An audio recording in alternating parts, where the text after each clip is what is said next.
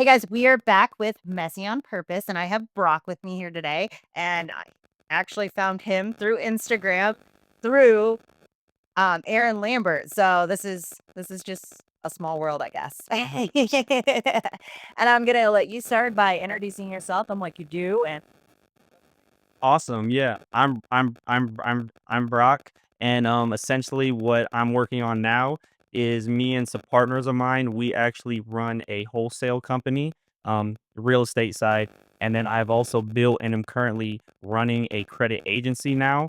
And basically what we do is we help people make sure that their credit is in, good areas, and then we actually get them access to business credit, usually at 0%, and then we kind of consult them on how to take that credit and put it into tangible assets to make more money to leverage that credit, rather than using your own money.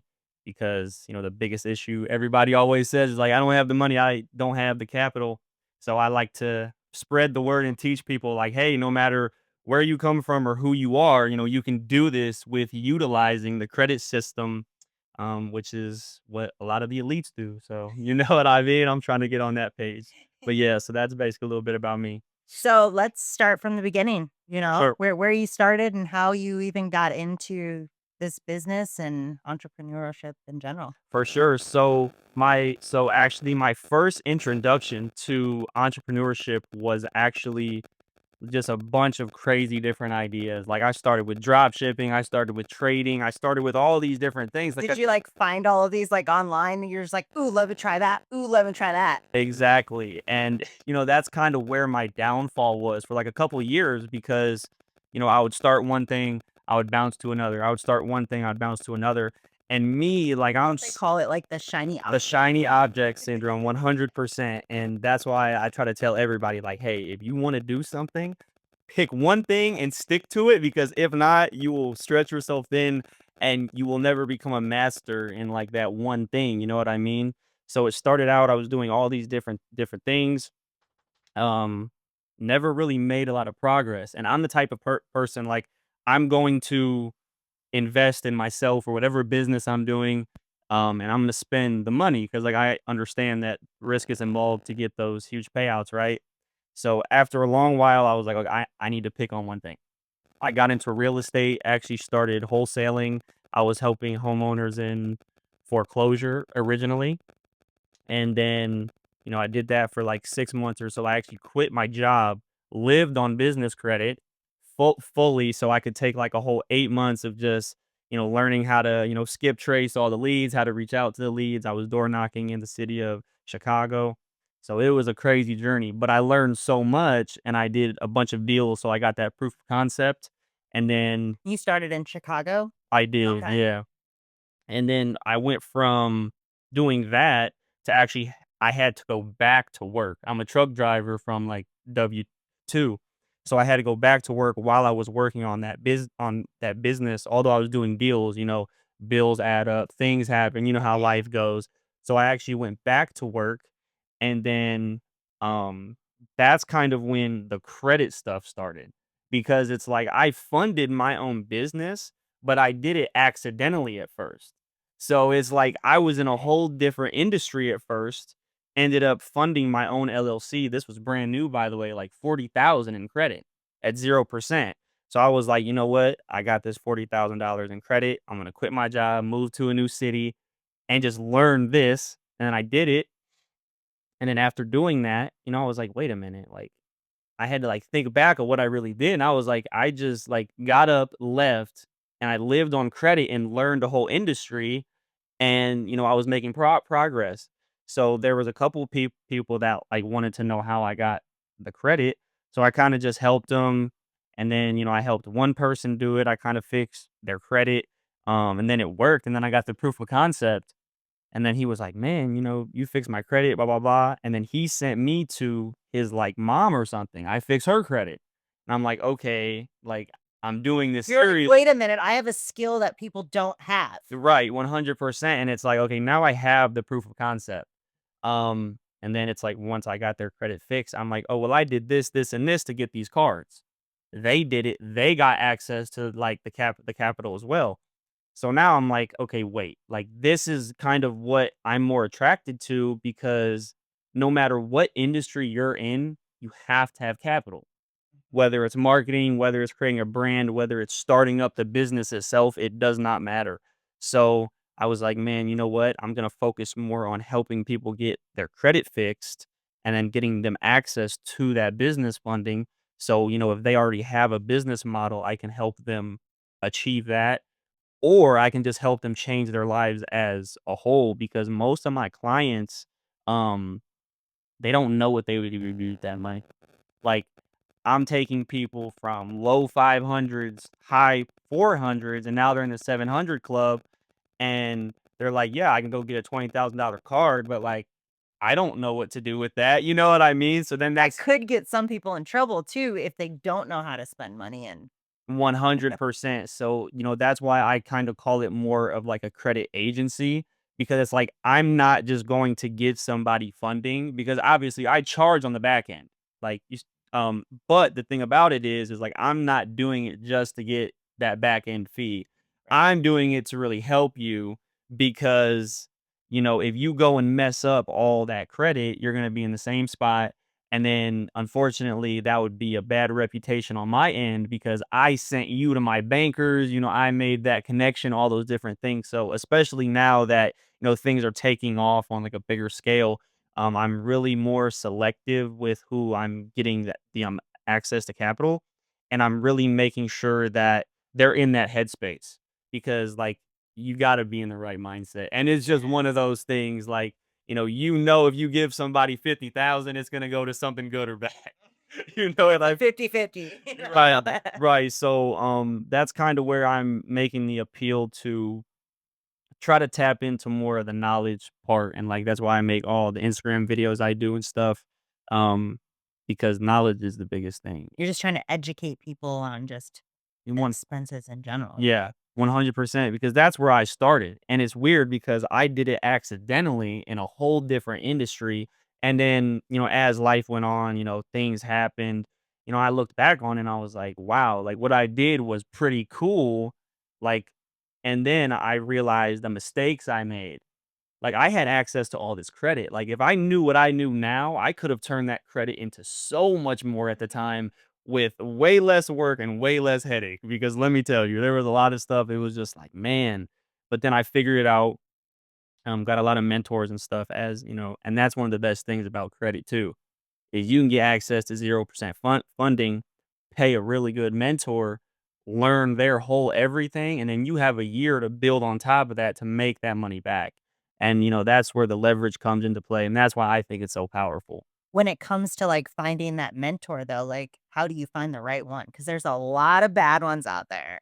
No, there really is. And, you know, a lot of the time, for me personally, it's been more so honestly, on social media and, like, going in person to, like, meetups, going to events, I'm super huge on, like, going to events. Like, I think, like, 2 weeks ago, I was just in Philadelphia, and I went to a huge event where I met a bunch of cool people, so that it's more of a vibe thing for me, right? So it's like, I'm gonna meet you, I'm gonna talk to you, I'm gonna see where your head is at, because based on what you say, I know, like, where you're at in your business, or at least where you want to go, you know what I mean? Yeah. So and for me, it's really a vibe thing. There's been a lot of mentors and, like, people I've paid, because 'cause I'm all for paying for a friendship. Like, the world is pay to play, and that's why I think a lot of people never reach that next step in, like, their life because they're so stuck on, "Oh, I would never pay somebody $2,000 for for this access to this course or whatever," but, like, that's really what's gonna bump you up and save you years and years of that headache. Like, I've found everybody on IG for the most part, or in person, obviously. And there's been bad ones, but there's been really good ones as well. So, Yeah. I think when it comes down to that, unfortunately, I think it is like just a risk you're kind of taking, right? But, when you find that good mentor and that's in your niche and like what you want to do, they can just elevate you to a whole other level. You don't have, like, any, like, tips that you've learned from lessons learned from finding the wrong mentors on, like, how to find a better one? So, like, Mhm. how to really filter, you know what I mean? Yeah. Maybe talking to people who have been in the course or Oh, whatever it might. for sure, 100%. So, a lot of the time, what I'll do is I will go on their page, I'll look in their comments, I'll go and say Comments are where it's at. yeah, 100%. Like, you definitely gotta vet them and see if they're really doing what they're doing.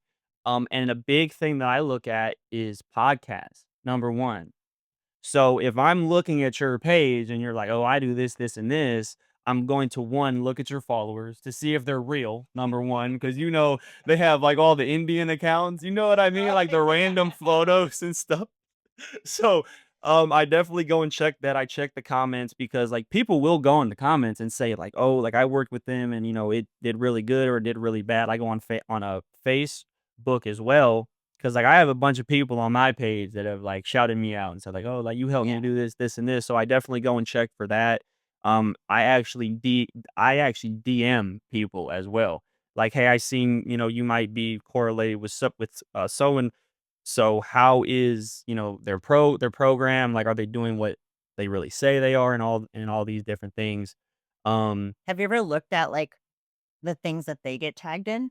You know what I mean? To, yes. like, go into their page because that could be a tell too, right? Somebody's tagging you in something that they're successful Yep. at due to you. 100%. And then also you can see if someone tagged them to say anything bad, like, "Oh," Too.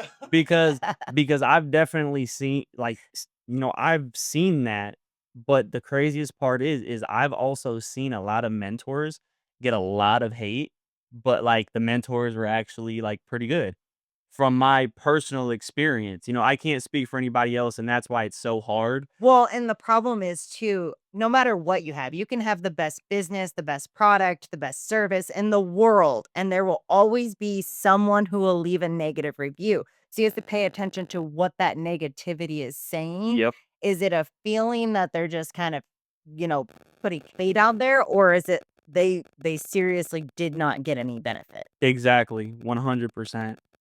So, yeah, that's kinda what I do, and as of right now, I've really built my network.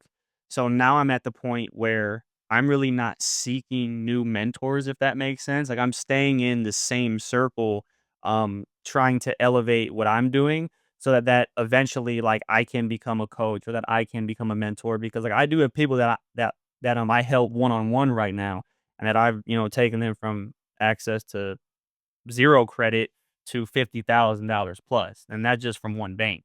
But I feel like to be considered an actual coach or a mentor, you have to do it. You have to be like solidified. You know what I mean? So, I'm basically just working myself up to that, point to make all the change. You're trying to make sure that you are certified as a mentor instead of jumping in too early. Is that kind of what you're saying? 100% because, even mentors are learning. Oh, yeah. You We're know, we're learning every day. ev If we're a complete expert in something, the highest paid doctors are still learning. Still learning, exactly. So, I wanna make sure I bring people the most amount of value that I actually can and make sure that everything I say and do is I know is factual just from my either experience or knowledge or, like, if I've done it. Because there's been multiple times where, like, I've worked with bank reps in the past who, like, when I first started, "Oh, I can help you do this, this, and this." I would send a client that way. We did not get the result we wanted. So then, I was like, okay, that falls on me as a business owner because I have to make sure I'm vetting who I share everything with. Because then they're like, well, you sent me this guy and you said I would get this and I didn't get this.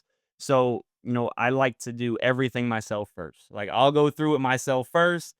If it goes bad, well, at least I know I'm not gonna send anybody to you, and if it goes good, it's like, "Okay, well, I know that this is approved at least by me because I had that personal experience." Now, I will say something such as like finances and especially going into certain businesses, Oh, yeah. things like that, that's all varies Yeah. person to person, type of business, Mhm. all there's so many factors. Yep. So like you can't really like be a one shot all for like Oh, that's yeah. right. Yeah, no, 100%. You can have somebody in the same exact situation trying to do the exact same thing as you and they'll get a completely different result. 100%. And some of that is due to lack of knowledge, or Mhm. maybe they have other stuff going on that you don't have in comparison, Yeah. and, like, there's so many factors, right? Like, There are so many factors. family, all kinds of things that can cause different wavelengths when it comes to building something. Yeah. So, I mean, understanding it all as, like, yourself, Mhm. as, like, a base, but, like, you'll never be able to be perfect, right? Oh, You're not like, you're 100%. never gonna know every Yeah, yes, situation. yeah, no, nobody's ever perfect. That's where the negative comments come in, right? Like, Yeah. you could have the best service in the world, Yeah. but Well, and, like, see, that's kind of where I've seen a lot, because like, I don't have any openly, I've never had, like, a negative comment or anything, but, like, I've had people that, like, they've gotten upset or whatever, and we've, not seen eye to eye, and I see this a lot in other people's comments as well as far as mentors go, but it's like, people think that just because they spend this money, that they don't have to take any action. So it's like they do all this stuff, and then they're like, "Oh, well, I didn't do this, this, and this," and it's like, "Okay, but did you, like, do this and this?" And they're like, "No," and it was like, "Well, then no wonder why, like, you didn't get the result you wanted because, a lot of the time you're not paying for an actual, like, service, you're paying for the knowledge and help, but you still have to be the one to be disciplined and take that action to get to those next steps." So 100%. So, I do coaching, like, health and fitness coaching. yeah. I can give somebody every tool in the book, right? Everything that they could ever need and more. Yep. And unless they use it, nothing changes. And that goes for any type of mentorship, right? 100%. You can't change anything without putting action to it. And that is where people miss it. They think like, "Oh, I'll pay for this service, I'll pay for this product, and it's just going to happen." Yeah. And it's like, "Man, look, you're in for a rude awakening." And most of the time, these mentorships have put in hours and hours and years of their lives to build what they've built, Mhm. and nobody sees the work behind it, which I was just explaining to you Yeah. why I started the podcast, and, like, they put all this work into it, but because all people see is the shiny stuff, the pretty stuff on social media and all the success, they don't think that these people have put in work, and that every successful person, anyone out there that is successful in any way, shape, or form, they have put work in. And it's been years of grind that nobody's ever seen. Yep, that's 100% a fact. It's like they don't, people don't see what goes on the back end of everything. And, I think a lot of people, I don't think that they get mad at it, but like I feel like there's some sense of what's where I'm looking for, like, hostility behind it because, like, they see all these people, "Oh, they're doing this, this, and this." It's so easy for them. They're so lucky. Yeah. You know what Oh, I hate that. I hate that saying. You're Oh, so lucky. You can take that and shove it. Like, I hate that saying. oh, I've heard that a lot, and it's like, "Man, look, you don't know the sacrifice." Like, Right. do you know the sacrifice really? Even for me, like, where I'm at now, obviously, like, I'm still younger. I'm 23. I'll be 24 in November, right?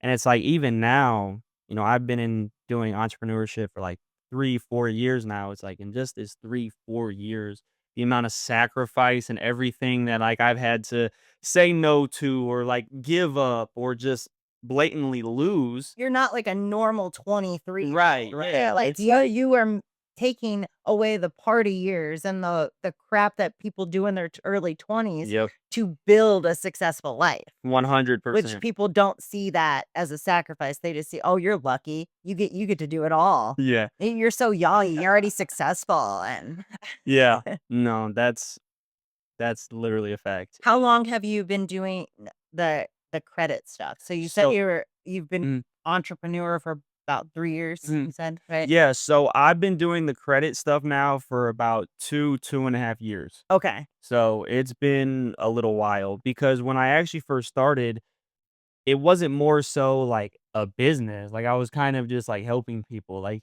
especially my family, like, I fixed my mom's credit, I fixed my aunt's credit, right? So, it was kinda like, I'm just helping you guys out, and then You're just like, "Oh, yeah, you need that? I'll help." Like, right, it's family, it's friends, you yeah, know? and then it turned into, "Okay, wait a minute, like, I could make a business out of this, and I can change some people's lives."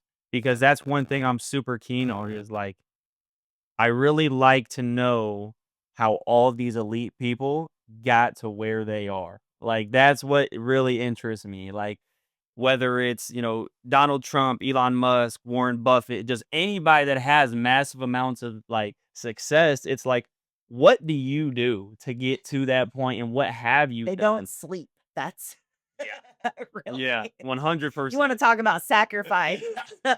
That is probably the biggest one. Oh yeah, not sleeping. I feel that 100%. So, growing up, I assume, like, you had, like, more of a blue collar family then? One, Saying that you're, like, trying to understand the elites, obviously, you yeah, come from money. yep, 100%. So my dad's side of the family, super, super blue collar. Like everybody is blue collar. Like, your dad did what for So my dad works for the union out in Illinois, okay, so electrical workers. okay. So construction and things like that. And, he's been doing that for 30 something years. So he's been, all his life blue collar, don't take out debt, don't do this. Oh, yeah, they're scared of credit cards, like 100%. And, that's why it was a really hard shift for me, I think, especially looking back on it, because, although that was never like my firm mindset on like debt and credit, it kind of was. It was like, "Oh, like, I don't need a credit card, like, I'll just do this, this, and this," because as I was doing my entrepreneurship for a good, like, 3 years, I was working, like, so many jobs. Like, I worked in a warehouse all week, and then on the weekends, I would do, like, gig work in Charleston down in South Carolina. So, like, I was just constantly working, like, I mean, for, years, just well, it's all not you doing grow anything up else. with, like, I do Yeah. it the same way, like, you just Mhm. you don't find a way to make more money, you just work more jobs. Right, and it's like, that's not what we want. That's not what we want. So, it was, a weird shift going in from, "Okay, how do I get this same result even better," right? Because Right. it can be way better with, not having to give up so much of my time to actually make a change and make a difference. Or even just building something. It's not even, like, necessarily giving up your time, but building something Yeah. yourself as an entrepreneur is totally different than working for somebody and helping them build something, Oh my goodness, yes. you know? Yeah, because it's like, man, I'm over here getting your dream, you know what I mean? Like, I'm I get building to your make it my own, yeah. 100%. So, like, I'm super big on that, and that's one of the reasons why I got out of the trucking industry as well. Don't get me wrong, I'm super blessed to be a truck driver because, like, I have a whole philosophy behind that, especially with people who maybe don't know what they wanna do in their lives, because trucking is cool because you can literally, I mean, obviously, depending on your situation, everybody is different, Right. but it's like for me, I lived in my truck and built my business from my truck. Like I had Wi-Fi, I had a laptop, everything. Well, because cost of living now is nothing. 100%. Really, I mean, what do you pay for? Food? 'Cause Yeah.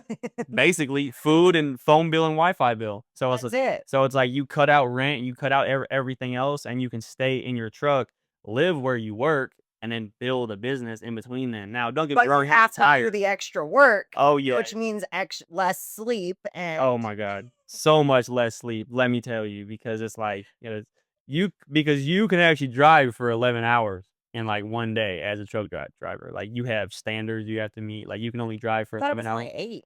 So you have to take a break every 8 hours. Oh, So you okay. got to take a 30-minute break, but you can actually drive for 11 in one day and you can be on duty for 14. So, like, that's waiting to get loaded up or, like, fueling up or, like, all these different things, but, like, your actual driving day will be over after 11 hours, but your work day can be up to 14 hours. Okay, okay. Yeah, I it's got super you. weird how it works. Yeah, I wasn't I've never asked. My husband's, dad is a truck driver, Yeah, but yeah. he does, like, it's more, like, government stuff, so, Oh, yeah. like, moving, like yeah, like, stuff that we The can't know about Right. kinda stuff. The good loads. Yeah, Yeah, yeah. yeah. So they make really good money, but he's been a truck driver 'cause it's just okay. Right, yeah, yeah, yeah. Oh, No, yeah. for sure, and, so I liked it, so I had to just be like, "Man, it's time to build my own thing," because I'm just so I don't know. I have a real problem with, like, working for somebody else. There's just no other way to put it. Like, I know, especially, like, my family, they're like, "Man, like, why are you like this?" You know what I mean? But it's kinda just like, I can't explain it. I just cannot do it, all the things No, you have to deal it's with. funny, like, even family doesn't understand because, like, mine and my husband certainly, like, do not understand anything we do. I'm not even sure if anyone knows what I do for a living. Like, I'm not even kidding. I know exactly what you mean. It's like, you're talking to everybody at, like, gatherings and stuff, and they're like, "What are you talking about?" Yeah. They're like, "I don't understand, just don't talk about Yep, it." literally. Or they just think you're absolutely insane. Oh, yeah, But see definitely. but see, I kinda like that though, because it's like everybody says you're crazy until it works, of course, but also, like, part of me, I kind of like the doubt, because now it's like, "Okay, you doubt me? It's motivation. So now, like, once I do it, like, it's just gonna feel even so much better to be like, "Oh, yeah, like, by the way, Oh, yeah. like, I I did love that." it when somebody's like, "You can't do that. Right. You wanna see?" Right, it's like, "Watch this." Like, Yep. for sure. And family 100%. family likes to doubt. They do. Because they're especially, like, kinda how we grew up with, like, the blue collar Yep. side. Like, they don't really necessarily see anything outside of what they classify as normal. 100%. So they don't understand when you take risks, when you're doing something, when you're building something, when you're just taking a leap and seeing what happens. Yeah, for sure, because, like, they're so stuck on the security of it, Mhm. you know what I mean? They're just like, "Oh, why go do all that when you can just, work this job and get, $1,500 a week or something?" And it's like, it's not about the money. It's not even, like, at that point because most of Yeah. the time, it takes a long time to even build something to be profitable. Yeah. Most people I think there's, like, a statistic that I'd have to look it up to be for sure. Right. Don't quote me. Right. But, it's like it takes, like, 2 years to actually make a profit for most small businesses. Oh, easy. I think at least 2 years. Oh, easy, 100%. Like, I mean, I've been profitable, but if I include, like, everything from the start to now, I don't know. Exactly, You like, know what I I mean? actually did the P&L on it. 100%. Where are you sitting?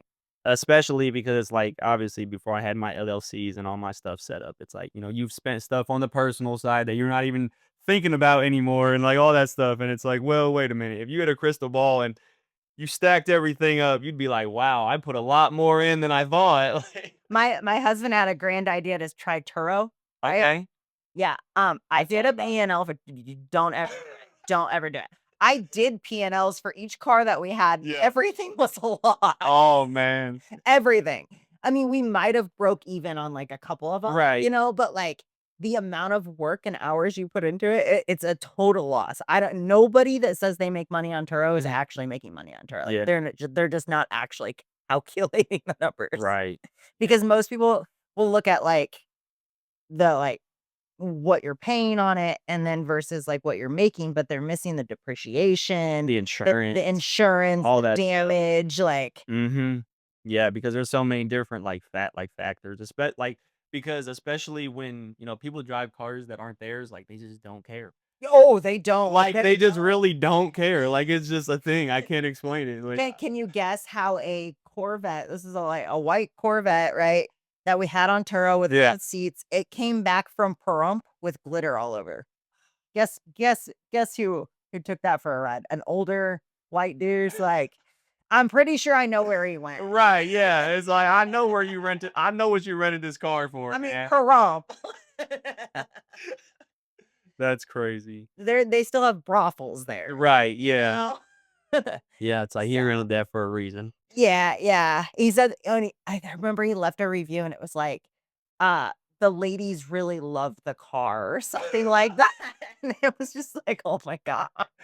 I bet they did, sir, like Yeah, sure they did. Oh, man, that's funny. So that was an adventure, Yeah. but talk about risks.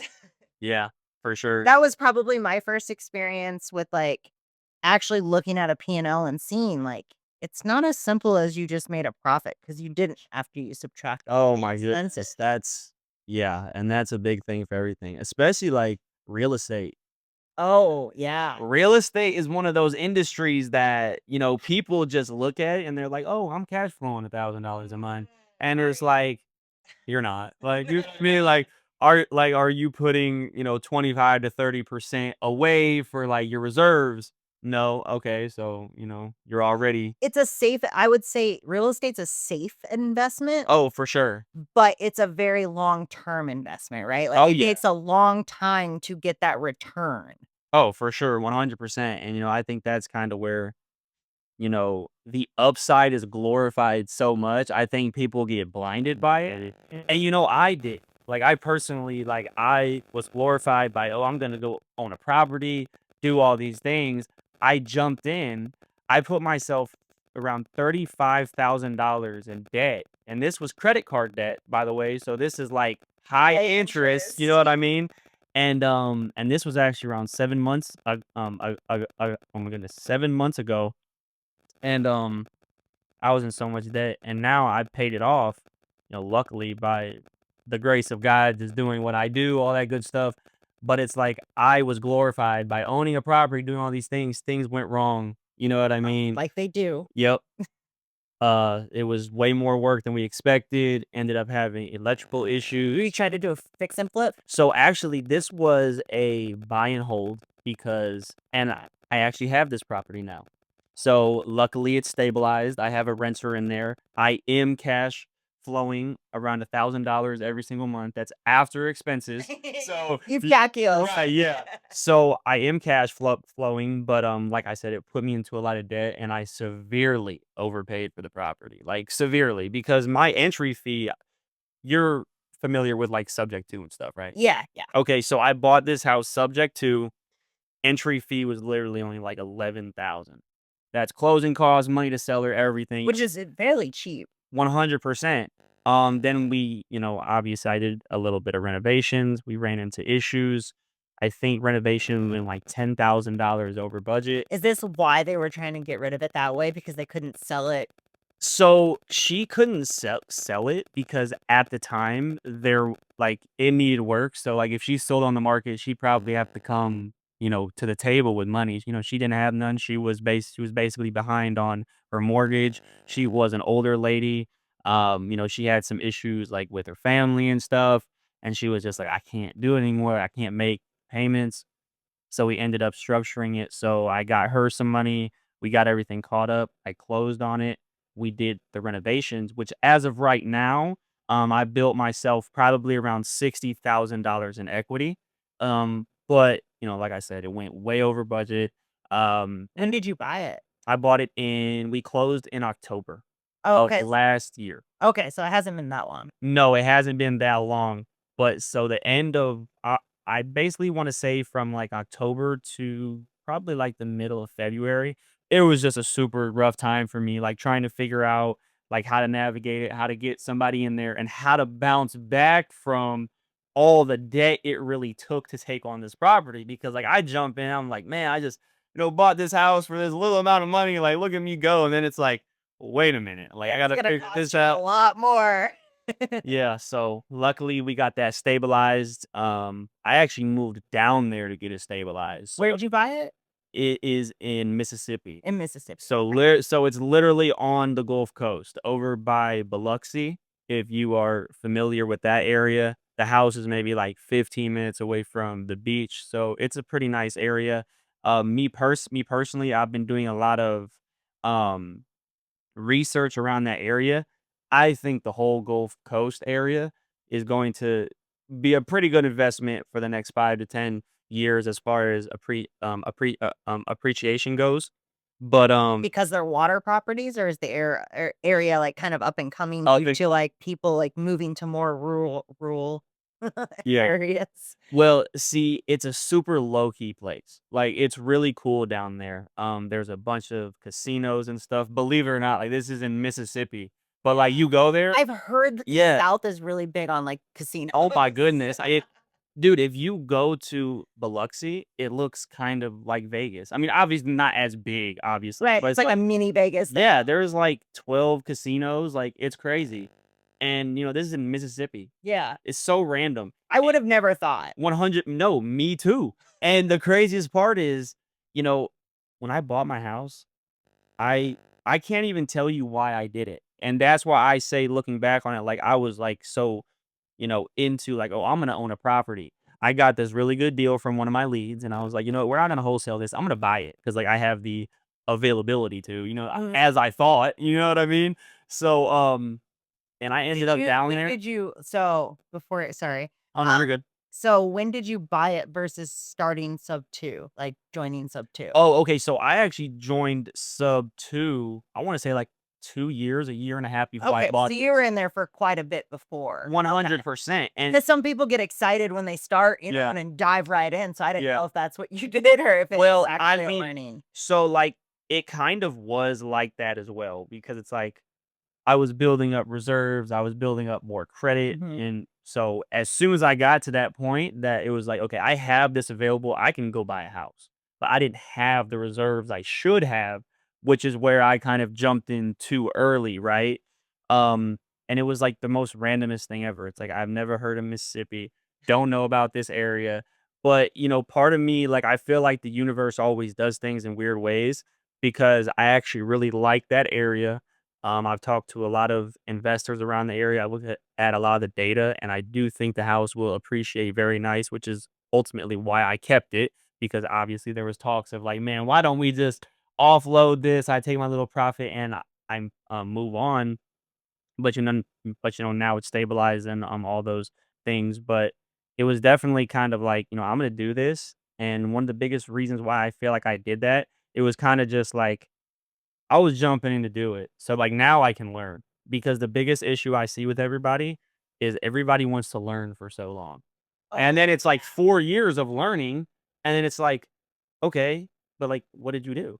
You know what I mean? It's Have to take action. yeah. Again, circling back to all the tools are there, but if you don't take action, of course, you're gonna be joining sub 2 and be there for 5 years with nothing ever happening because you didn't do anything. Yeah, no, 100%. So, I like really think that's kind of why like the universe, me, whatever you want to call it, actually took on that deal and did it because now it's like I've navigated it. I've gone through the issues with it. Like we almost had that house actually get um, well, I'm not gonna say almost the loan called due, but like I had insurance issues with it because it was subject to the TC I was working with. Unfortunately, didn't do everything they were supposed to. Unfortunately, so we had an issue there, so I had to figure that out, and it was super hard to reach the insurance department of this mortgage company.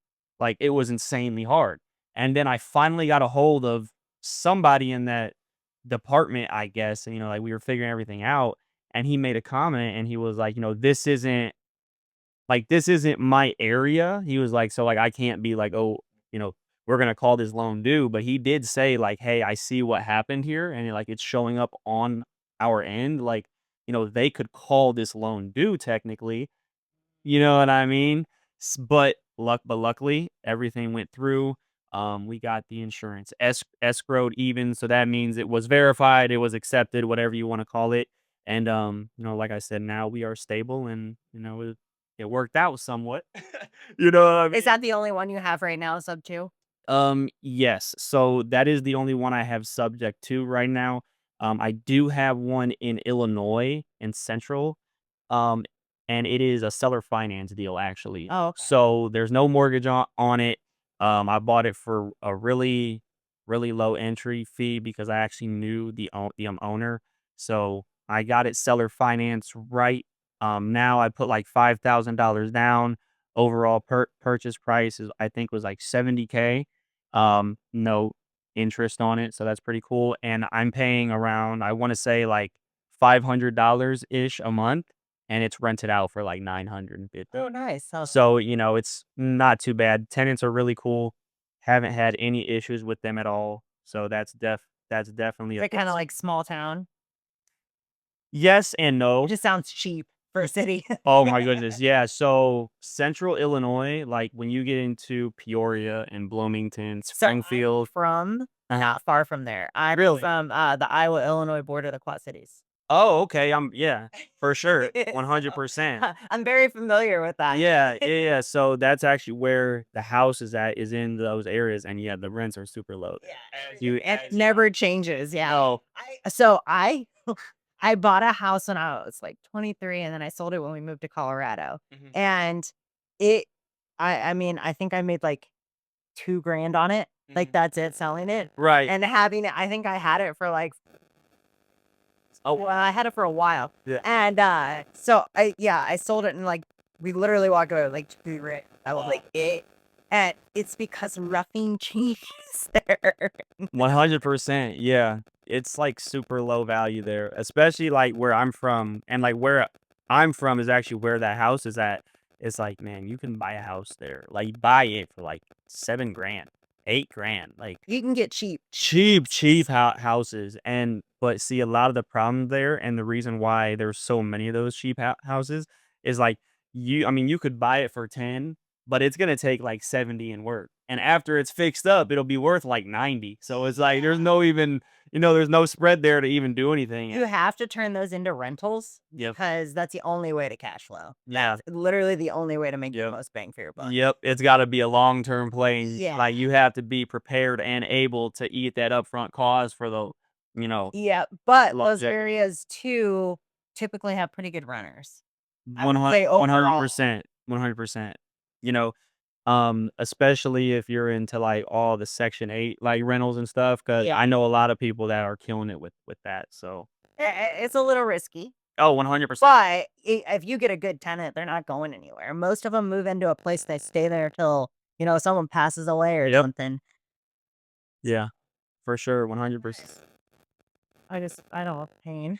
Yeah. I, That's that's kind of where I'm at right now in my real estate journey as well. Like me and a partner of mine are really looking into getting more into like multifamily and like commercial stuff because you have a lot more leeway when it comes down to the values and how it's looked at, your vacancy rates. Because it's like if I have one house and it's empty, I'm eating all those costs. yep. If I have multiple units and I have 2 units that are like vacant, I might not be cash flowing as much as I want, but at least more than likely my bills are paid. Things Right, like, right, and I mean, typically, most of them do have vacancies, pretty oh yeah, oh yeah, like, 100%. people getting evicted or whatever it might be, Yep. and you have people that don't pay or did you see, the clip from Aaron's podcast about him talking about the lady that hadn't paid? Yeah. I was just like, "Jesus."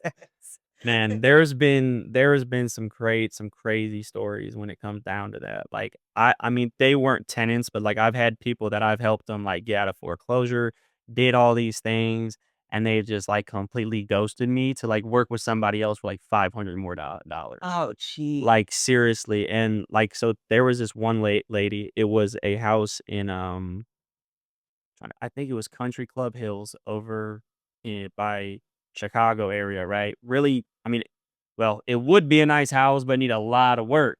Yeah. Man, I worked with this lady for like 7, 8 months, helped her push the auction back multiple times, did all these things. And when it came down to, like getting it fixed and everything, she's like, "Oh, I'm gonna go with this other guy, blah, blah, blah, blah." I'm like, okay, cool. But like I really tried my hardest to be like, "Hey, like, if you wanna work with him, fine, but at this point, this property in this situation, like, it's personal to me. Like, I want this to You're go invested. like, I want this to go the way that it should go because, like, I've done so much, like, I've helped you clean the house out, like, I've given you money out of my own pocket, all these different things, which, like, is fine because like, that's what you're supposed to do, but it was just like and then unfortunately, what ended up happening was the person that she went with didn't do it right. They ended up losing the house fully to the auction. Unfortunately, like they were older individuals, so it did not go well. And then it got to a point where it was out of my control. And then Couldn't bring it back.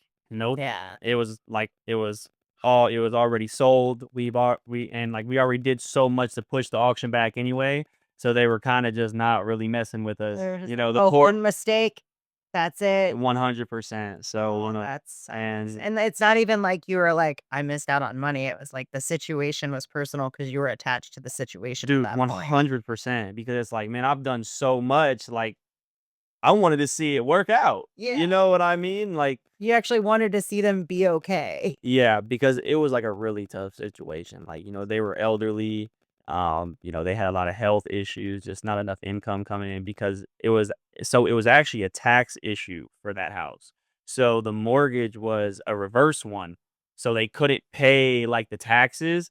So the reverse mortgager was like, "Oh, you can't pay taxes. We're taking your house." And it was like, it was a yeah, it was, yeah, Well, and tough. especially, like, they probably didn't even know what they were getting into to No, begin with. they didn't. And then like when I went back and looked at like the original documentation, oh, it was terrible. There was that episode of, I don't know if you watch it, but Family Guy, Yeah. where they were talking. Have you seen the one about the reverse mortgages? Yeah, no. They're like always like putting real stuff in there. You Yeah, know, it's so good. that it's like, man, this is funny, but then it's like, wait a minute, maybe it's not. Like, I mean, it's funny in, like, that context well, that they in do that it, context, but but yeah, yes, overall, the fact that they do take advantage, especially of the elderly people, like, yeah. that's really messed up. Yeah, and that's really what it was because I think like looking at it, dude, they in turn, I mean, they got that house for pennies on the dollar. Like pennies on the dollar. Like, I mean, don't get me wrong, this house, like unfortunately this house in particular probably needed 130,000 in rehab. But even with that, the house would have been worth like 500 plus. The bank bought it from them technically, obviously the way that they do it for like 140 grand and then put like I think it was like 40 something in their pocket at the time and it was like, oh man. Yeah, it was tough. So, but Yeah. I mean, there's a lot of crappy situations, which is actually, like, 100%. so that's, like, one of the benefits of, like, the sub 2 community and people kind of helping with those situations. Mhm. But at the same time, like, there's also the risk of the wrong people get, like you said, the other party that ends up messing something up and then things go south. So we have Yeah. good people out there trying to help, and then we have people out there doing it a little more selfishly and carelessly. Oh yeah, 100%. And that's kind of why at that time and anybody I work with, like, I'm not gonna sit here and like beg you to work with me and do all these things because like that's not me. But what I will do is make sure, like, hey, if you're working with this person, make sure they know this, this, and this. Make sure they're doing this, this, and this. Um, because like I would hate to see it not work out. Like, Yeah. and unfortunately, a lot of times it does. So it's just like one of those things. You know how it goes. Wanting the best for people, Yeah. That's I mean, it doesn't matter if it involves you or not. 100%. Like, that's, really what it comes down to, and that's why the credit thing for me is so big, because, like, I wanna show you how to build your credit the way you're supposed to and work with the banks, so, like, they'll give you more money so you can literally change your life, because that's one of the biggest things about it, and, like, why I think it's so, like, mind-boggling to me, because the credit system to me is like a super double-edged sword. Like, it can either be the best thing for you or the worst thing for you, and it just depends on what side you fall on, um, because I always tell everybody, it doesn't matter where you come from, what color you are, anything. If you know how to leverage your credit, you can do great things with it. So, that's kinda, like, why I was like, "Yeah, I'm gonna stick with this model. I'm gonna really learn this and learn, like, the, consumer laws behind it," because that's basically how I do what I do and how anybody else does is like we know the consumer laws, how to, attack these companies that are already doing things they really shouldn't be in the first place. Like, and then like you actually read the codes and you go through the sections and you're like, dude, these companies do this every single day. Like, this is insane. Because most people are just like, "Oh, it is what it is." 100%. Nobody ever really does, like, research into things. Yep. They just, "Oh, I guess that's," especially that, so you're talking about, like, the middle and lower class people, right? 100%. They're the ones that are in debt and the ones dealing with, like, these notices and things like that, right? Mhm. Where that's the classes that are struggling right now with inflation and, Yep. so and they're just trying to get by. Most of the time, especially the lower class, they're just working to literally live the next day. Yep. And they don't have the capacity to even put a thought to it most of the time Yeah. or even know that, like, that's an option. 100%. And like that's kind of my biggest thing is like you don't know what you don't know, and what you don't know can and will hurt you. Like that's the biggest Right. part. And, like, the sad part is we have all the knowledge at our hands now. You even have AI that works better than Google. 100%. Like that is the craziest part because it's like even what I do, people have been talking about it for 30 plus years. Oh, And yeah. beyond that. But it's just still just one of those things. And it's kind of actually to me it's like a Twilight Zone thing.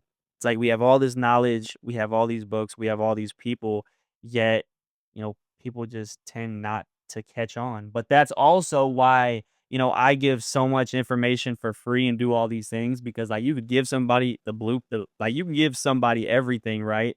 And 99% of the time, nobody's even gonna take action anyway. I'm gonna check on this real quick. Yeah, no, Dog just barked. for sure. And I have a feeling she put it right in front of the camera. No, we're good. Okay. So my dog has every episode there has to be something. Has to. She was like, "Yeah, I'm about to go get comfy real quick."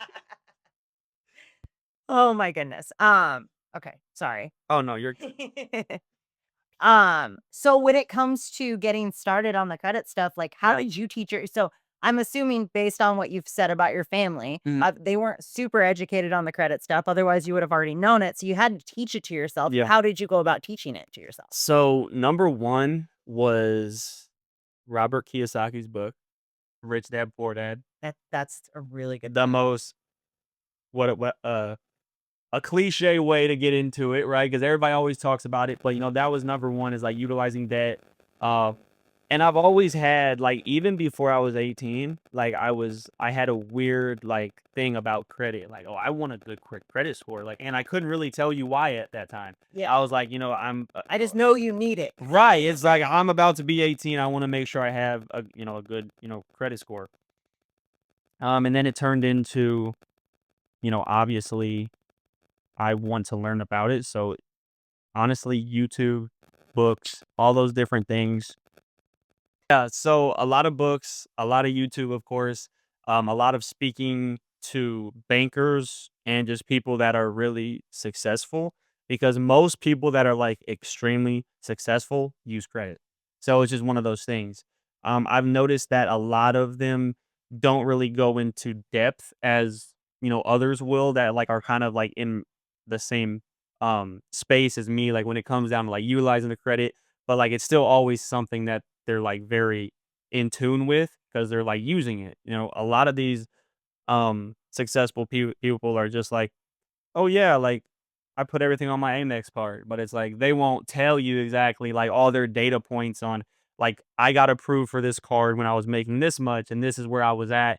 And that's kind of where I've kept track of a lot of things. So I like to know um like what data points are going to get me approved for what at different banks, right? Like kind of the ladder, right? The ladder you 100%. climb. Have you read I Will Teach You to Be Rich? Who's it by? I can't remember who it's by. I have it. I think it's literally right under that piece of paper there. That bottom one. Oh, ram it. You can grab it. I've not. Atomic Habits is right there too. Okay, no, this is a great book. That's one of my favorite books. So that book actually breaks down kind of building your credit. I love it. Literally the exact thing that you're teaching, and it tells you what credit cards to get. I believe it's like what credit card to get, what bank accounts to open and why, and like it explains awesome. how to get out of credit. Yeah. So that's why I asked if you read it because I have not. it's I'm gonna actually check it out. that we used to build our credit, and like change I what love we're it. doing. Yeah, no, that's awesome because books are like the hugest thing to like really cuz Yeah. and like going in person because a lot of the times like the people I talk to, like the stuff that they'll tell you like in person they will never say, like, on a video or, like, in a book. It's, like, Oh just yeah. one of those things, and, like, when you do that over time and you just stack your odds and getting these little pieces of information from all these different people, that's when you can kinda just, like, put things together yourself and then do it, and, a lot for me is the data points because, that's, like, super important anyway because everybody's file is different, Mhm. so it's super hard to, like, people always ask me, "Oh, like, how long is it gonna take to fix this?" Or, like, "How long until I get this?" And it's like, there are so many different variables. Like I can give you like an average range, I guess, if you want, but like I can never give you a guaranteed this, this, and this because, obviously everything I do is like legal because, there's a lot of non-legal practices that people partake in when it comes down to like the credit and like, things like that. So, Well, it's like situational again, going back to that, yeah. right? Like it varies person to person because we are all in different situations. Yep. The debt and the type of debt that you accumulated versus Mhm. the debt that I've accumulated will be different. Yeah, and it comes down to the banks and, like, are you dealing with a big bank or a small bank? Or past experiences. How Yep. many banks have you been kicked out of? Yeah. Like Yeah. No, 100%. So, like, that's really what it comes down to. So, I like having the data points from, like, even all of, my clients as well. It's like if I have somebody that's at, like, a 650, and they go, apply for this loan here and they get, let's say, 4,000.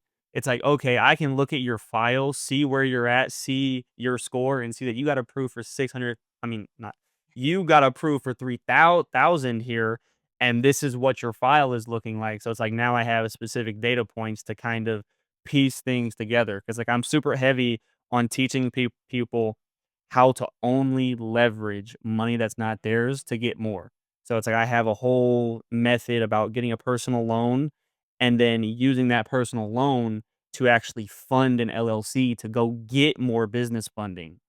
do Um, you typically only work with people who want to be entrepreneurs, or are you working with just anyone that wants to build their credit? so that is an awesome question. So I actually work with everybody, but I always get their goals and I always see where their head is at.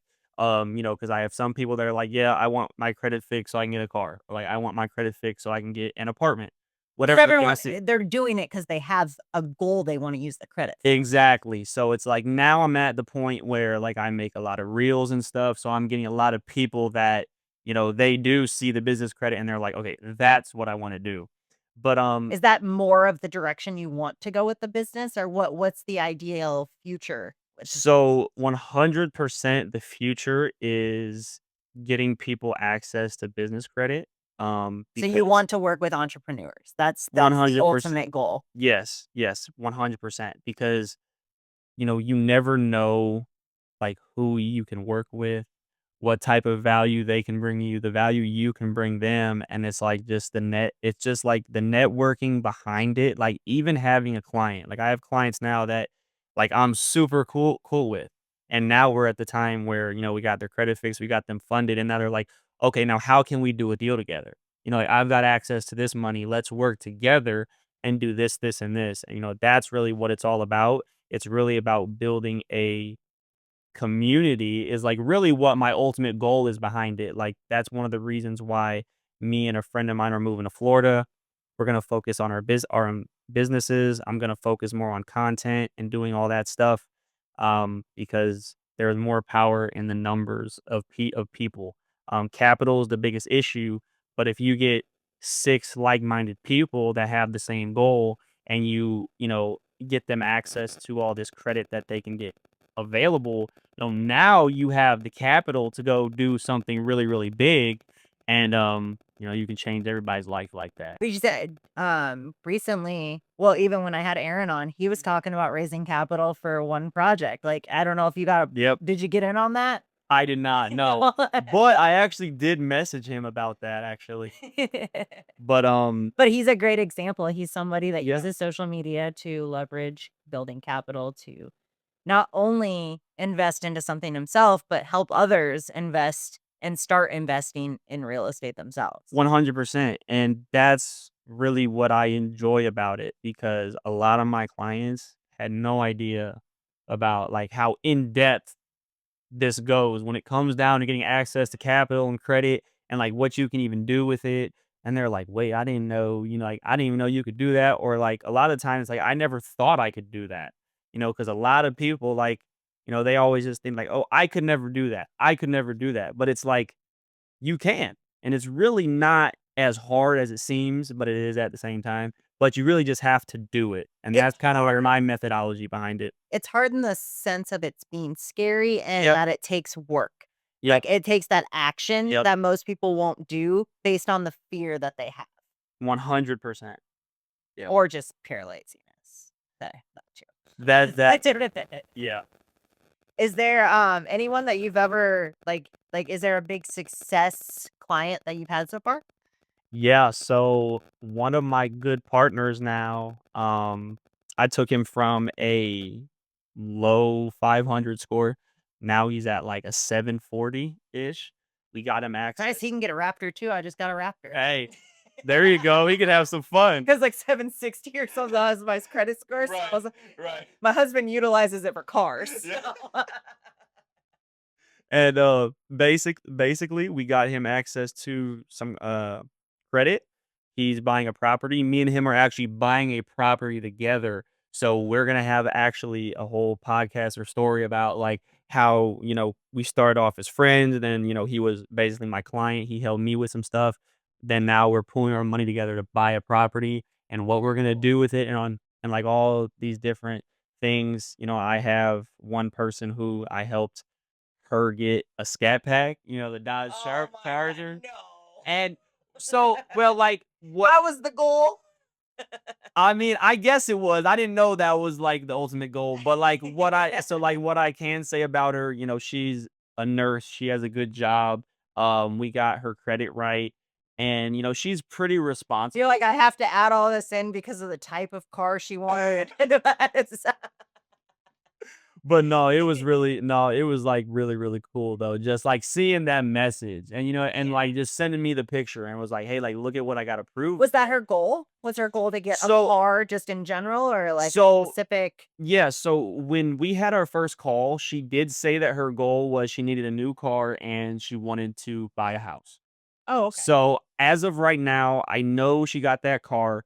She put a considerable amount of money down. I know that for a fact. So she Very really cool. did her thing with that. And then last time I It's not spoke to her, super cheap. not at all.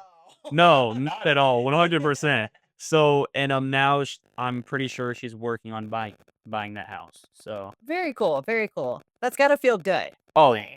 It feels awesome. Like, I love it.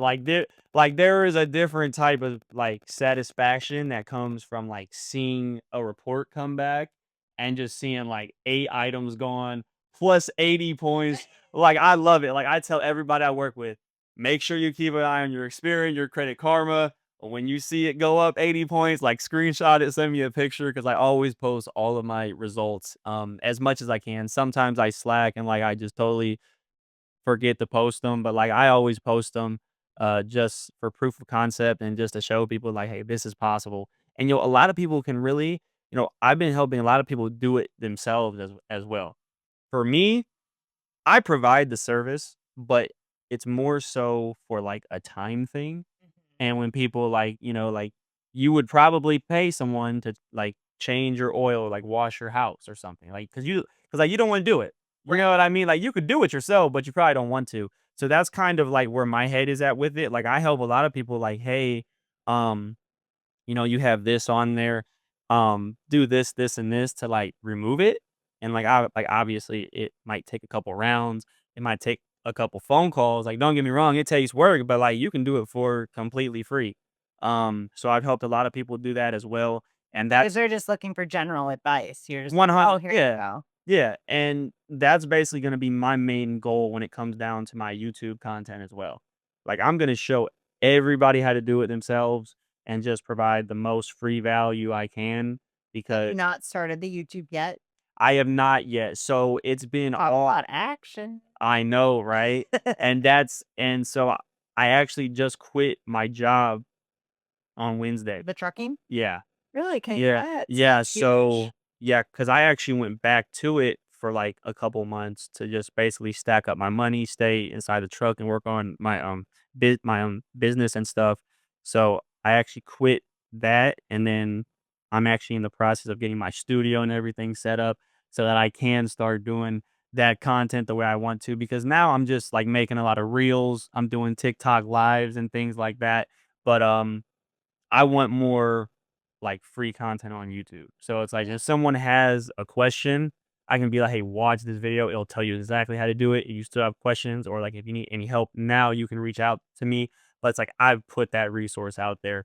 Have you thought about doing like an ebook of some I sort? I was just about to Okay. say, so I actually have a bunch of free ebooks now Okay. that I basically just send the link to a lot of people, or they just go on my Instagram bio, they click it, they go get the links, they do all that stuff. But yeah, I do have a couple ebooks. Because that way, if you have somebody who's just like general questions, like, Mhm. hey, I have this, go ahead and purchase it or whatever. And Right. you have all the tools you need. Yep. If you need actual coaching, that's where your other service comes in. Yep, and it's like, okay, now you can reach out to me for help, or like if you're in the process of doing it and like maybe you need more clarity on this specific point, then you can come back and ask me. And I can be like, Yeah. okay, well, I would do this, this, and this, or Save yourself time. so on and so forth. Are you Sure. so this business, are you doing it by yourself or do you have like an actual business partner? So this business, as far as the credit agency goes, I do run it by myself, but I do have a team. Oh, okay. So I do have a team of VAs out in the Philippines,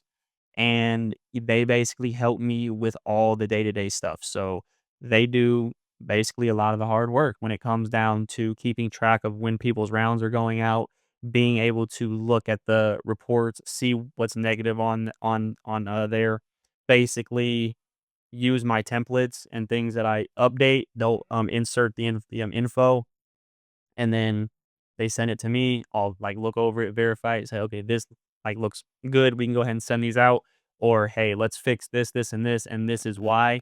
And they had experience in the past because this is what a lot of these business owners do anyway. They're just gonna go overseas.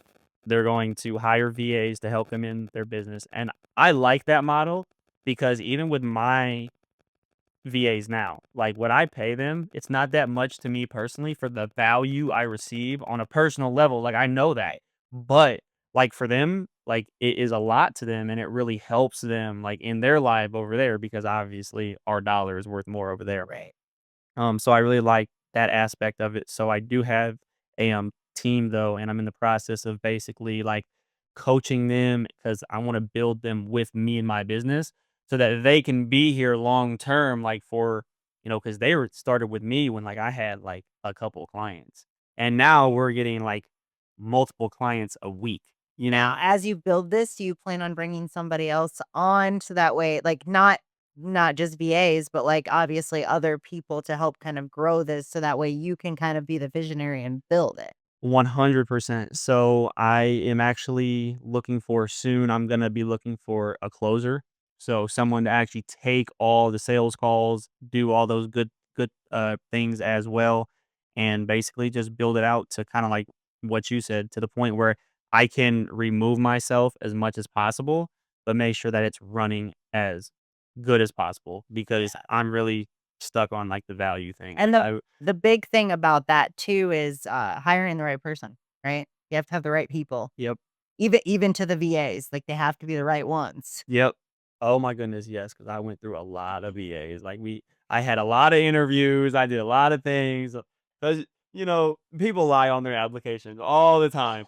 So I had to do in-depth interviews a couple times. The first person I hired actually, unfortunately, she did not work out very well. You know what I mean? And that's kind of what taught me like, okay, wait a minute. I need to make sure that like these, that they can do what they say they do. Because, I kind of was like, oh, I need to fill this role, I need the help. I'm overwhelmed. I got all this stuff going on. She said she can do it. What, she said sounded good. So let's do it. You're hired.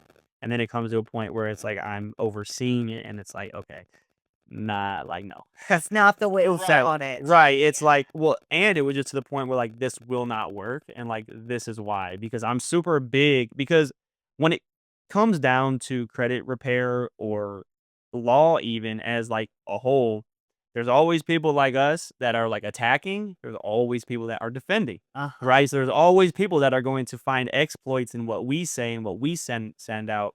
So I would just notice like, okay, hey, like this will not make sense because if we have any actual like recourse and try to go to arbitration or anything, they can just come back and say this. So like I'm really big on like attacking, but through the mindset of the defending party and like seeing like how could they break this down?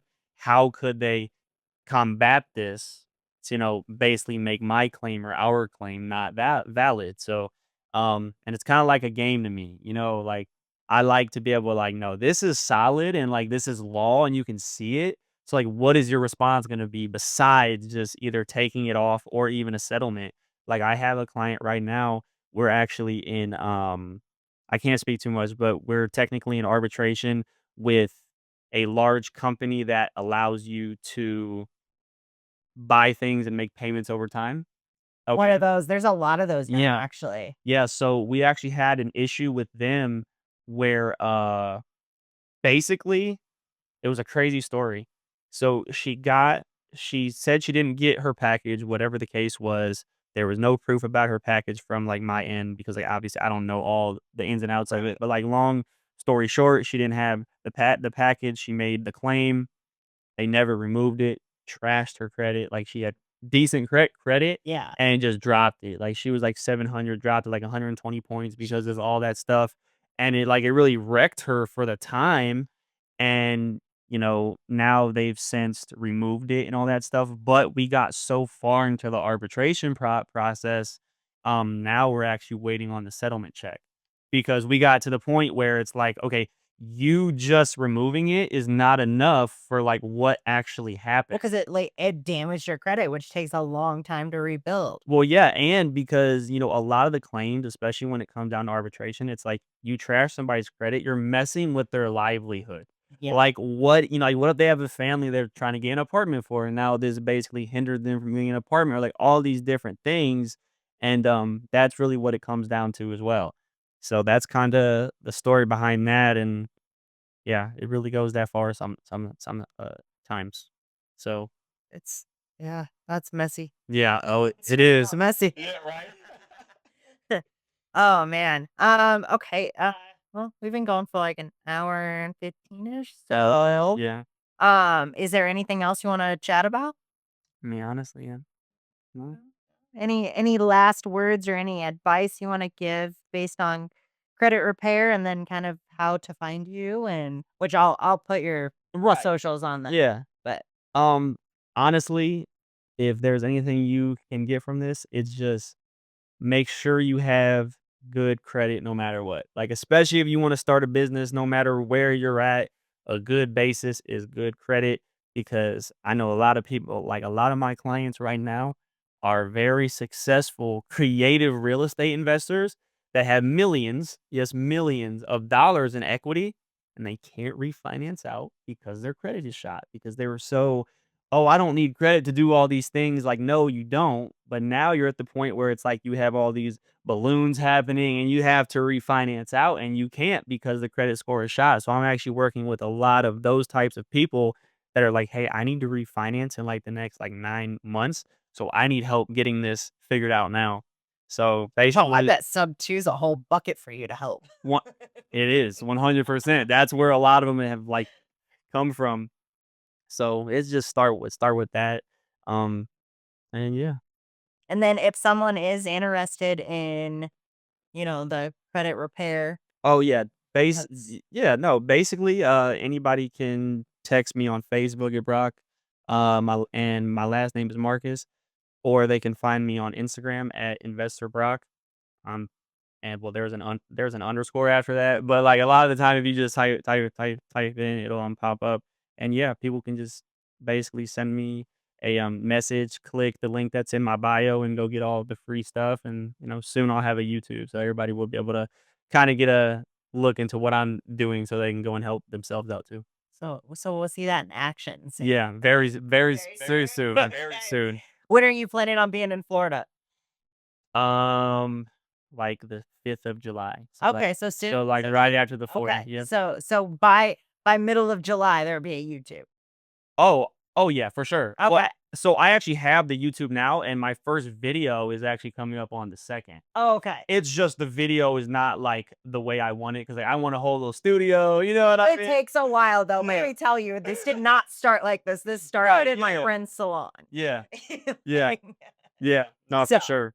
you get there, and Yeah. this it looks nicer on camera. That's when you're outside of it. But sorry, I'm very open and honest. For sure. I love But okay. Well, thank you so much for sure. Thank coming you. on. I'm glad this worked out and that you're in Vegas and Yeah. we can make this happen. And maybe down the road we'll do another one and we'll have more success to talk about. 100%. I'm definitely down. All right. Well, I'm really excited to see what's next for you and the You know, YouTube stuff. I'll have to check it out. for sure. All right. Thanks, guys. Bye. So I just